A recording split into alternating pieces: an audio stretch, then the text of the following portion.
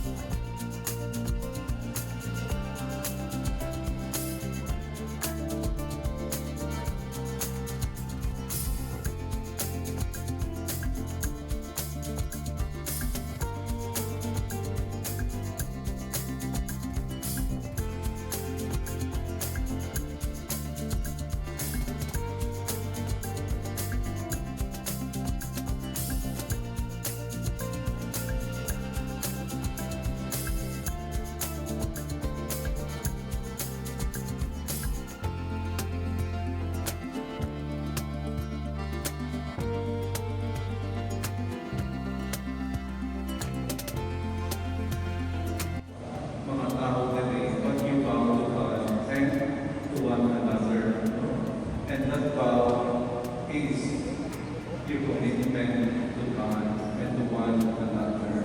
So tandaan niyo lang carefully na this celebration, the sacrament of matrimony is expressed by this couple here in front of us because they love God and they love one another.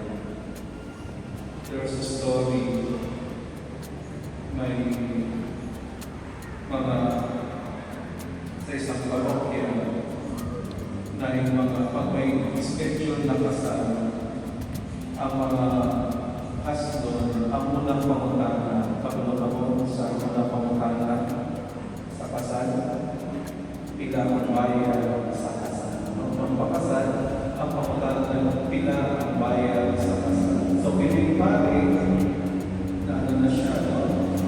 Parating na post na lang siya, nalagay siya ng karatula sa simbahan, nakalagay doon, walang bayad ang kasal, donation lang. Pero nakalagay sa ibaba, ang donation lang, depende sa iyo. Tapos, tinanong ni Father, nasa na yung bride ko? Nasa labas pa, Father? Pumunta si Father sa labas. Pagpunta niya sa labas, dali-dali siya pumasok. Pinibigay siya sa room, 25 pesos. Sabi ng guru, Father, para sa ano? Sabi ng sukli, sa tingin mo. Kung tatanungin natin si Glenn, Glenn, magkano kaya ang donation ko sa